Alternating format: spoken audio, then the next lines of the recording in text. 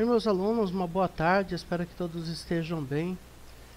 Nesse período que nós tivemos o nosso recesso escolar em decorrência da pandemia do coronavírus, eu estava pensando um pouquinho sobre a nossa disciplina de filosofia e eu estou com uma vontade assim, muito grande, né, de estar mudando um pouquinho o roteiro de nós trabalharmos a filosofia esse ano.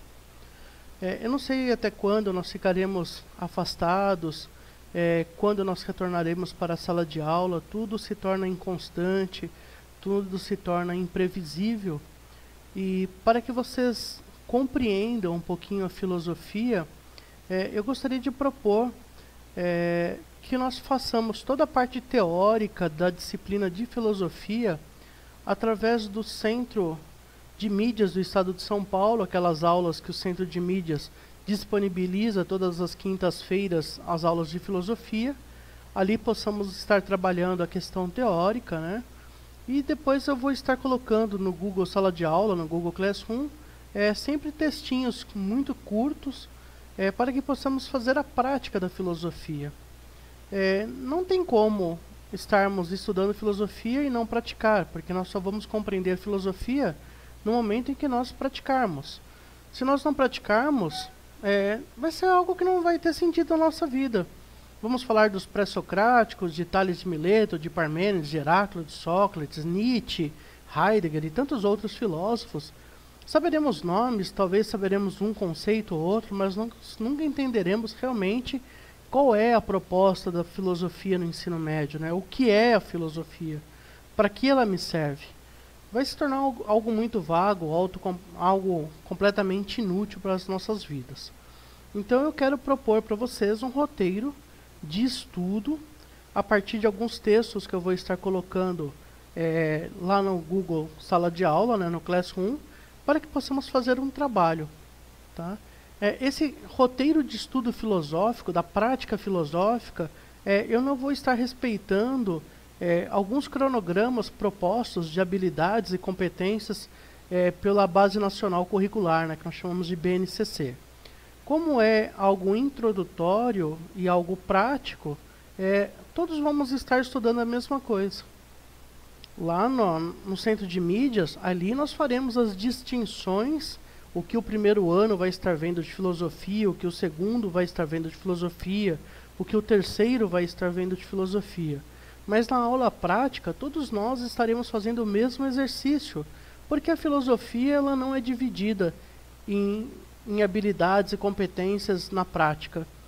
Nós podemos falar em filosofia a partir de conhecimento prévio, que nós chamamos de preconceitos, ou de conceitos já formados.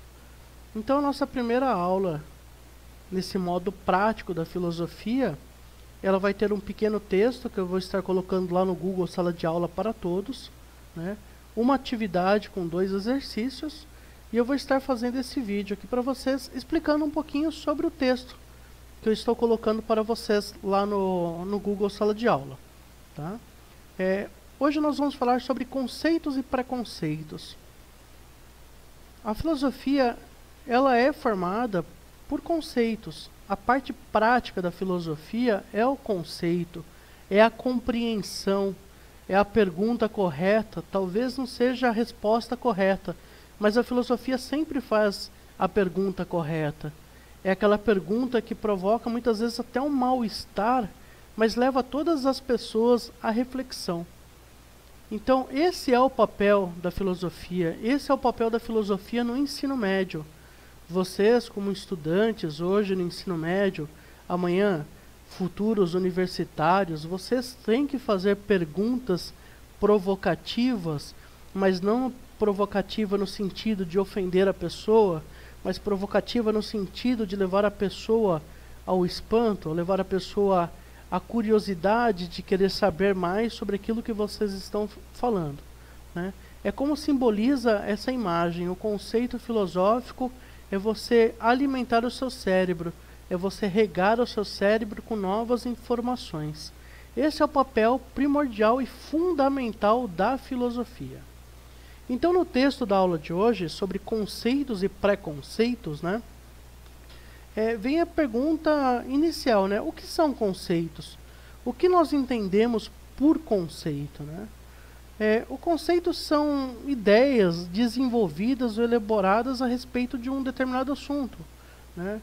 Aquilo, quando eu falo para você sobre amor, sobre felicidade, sobre justiça ou injustiça, quando você faz um estudo filosófico, você vai colocar esses conceitos de amor, de felicidade, o que é o tempo, o que é a justiça, o que é a injustiça, dentro de um processo que ele inicia com a análise.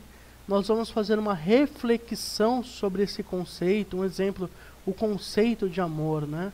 O professor Murilo vai falar aquilo que ele compreende, aquilo que ele estudou sobre o amor, né? Aí um aluno vai falar o que ele entende de amor, outro vai falar sobre o que ele entende de amor. Depois nós vamos pegar algum filósofo, como Platão, o que Platão entende sobre o amor, e a partir disso nós vamos fazer uma análise de todas as respostas sobre o que é o amor, faremos uma reflexão sobre isso, aí nós teremos uma síntese, né? É como se fosse aquela água que você colocou em um filtro, ela foi purificada e ela se torna uma água potável, uma água pura para você beber. Então esse conceito ele passa por uma análise, por uma reflexão, ele se torna um conceito que conduz você a um dado. Tá? Então, na filosofia não vamos dizer nenhum dado científico, mas um dado talvez preciso pelo fato de que muitos pensam sobre a mesma coisa. Então um conceito sempre será uma ideia formada sobre felicidade, sobre tristeza, sobre a morte, sobre valor, sobre justiça, injustiça, ética. São diversos os conceitos, mas que passou por esse processo de análise, de reflexão e de síntese. Aí nós temos o conceito. Quando você chega na escola, quando você chega numa roda de amigos para você conversar, e de repente nós começamos a conversar sobre o amor, como nós não fizemos esse processo ainda, nós temos preconceitos. Nós temos ideias vagas, ideias que escutamos de alguma pessoa, que escutamos dos nossos pais, que escutamos dos nossos amigos, e nós compreendemos que talvez aquilo que nós escutamos seja realmente a verdade. Então nós temos um conceito prévio, né? E esse conceito prévio daquilo que nós escutamos, ele não é fundamentado. E se ele não é fundamentado, ele é um pré-conceito. Tá? Nós necessitamos na filosofia de ter esse pré-conceito para que possamos modelar e transformá-lo em conceito. Né? Então sempre o pré-conceito ele vai ser uma primeira noção, uma primeira visão, um primeiro contato que você vai ter de um determinado assunto. Né? Ele é muitas vezes tomado com sentido negativo. Nós falamos, tal pessoa é preconceituosa, né? Mas esse preconceito na questão da diferença racial, religiosa, política, ele se dá quando a pessoa toma esse conceito sobre o que são as raças humanas, né? Quais são as subdivisões de raça, se existe realmente a diferença racial. Ele toma isso como uma verdade, sem passar pelo processo da análise, da reflexão e da síntese, e ele começa a espalhar, proliferar essa ideia, né, semear essa ideia a todas as pessoas que ele tiver contato, como se fosse a pura verdade. Talvez nós possamos dizer que esse preconceito de você espalhar informações sem você ter certeza do que você está falando, podemos chamar hoje de fake news. Você não está espalhando uma notícia, mas você está espalhando um suposto conceito. Você está espalhando para as pessoas aquilo que você compreende, ou você está vendendo uma ideia de que alguém passou para você aquilo que ela compreende sobre uma determinada religião, uma determinada partido político, um determinado sentido de uma vida organizada, de repente em classes sociais, né? A distinção religiosa, a distinção racial, eu sou branco, eu sou superior a você que é japonês, que você que é índio, né? Então, esse conceito que ele não é fundamentado e que nem ele é verdadeiro, ele não infere sobre a verdade, ele é um preconceito, ele é apenas um dado, ele é apenas uma experiência, né, apenas uma experiência empírica daquilo que você tomou de dado inicial. Então, a partir desse conceito, desse preconceito, nós vamos trabalhar e fazer ele se transformar em um conceito. Tá?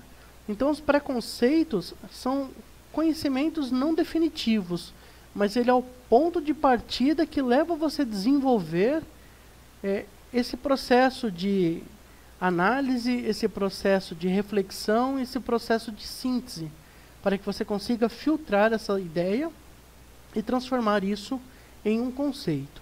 Tá? Naquele primeiro texto que eu coloquei para vocês, o que é a filosofia, ele traz alguns conceitos. Então eu gostaria que vocês fizessem uma atividade agora, uma atividade prática de compreensão. Eu vou colocar um formulário lá no Google Sala de Aula, e eu gostaria que vocês me apontassem 2 conceitos, né, que você escreva sobre esses 2 conceitos. Qual é a sua ideia inicial?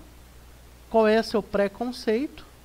E depois você faça uma pesquisa em um dicionário. Eu vou colocar um dicionário para vocês do Nicola Baiano, que eu acho que é o melhor dicionário de filosofia que nós temos na atualidade. E eu gostaria que você pesquisasse sobre esses 2 conceitos que você escolheu, né? Se o seu preconceito condiz com aquilo que o Nicola diz, né? Faça uma relação entre o seu preconceito e o seu conceito, tá? No próximo texto que nós vamos trabalhar na semana que vem, ele será sobre os juízos intuitivos. Nós vamos continuar o nosso pensamento sobre conceito e preconceitos, e nós vamos entender agora o que são juízos intuitivos, tá? Quinta-feira, aula de filosofia pelo Centro de Mídia. Acabando a aula, eu vou estar postando ela aqui no Google Sala de Aula, e vou fazer um comentário sobre essa aula, e depois vocês vão fazer a atividade proposta pelo professor lá no aplicativo do Centro de Mídias. Ok? Espero que vocês tenham compreendido um pouquinho o que é conceito e preconceito. Se você tiver dúvida, me pergunte no Google Sala de Aula. De repente, podemos agendar também uma live, um bate-papo, um fórum, para que possamos conversar e entender de uma forma melhor a filosofia a partir do conceito e do preconceito.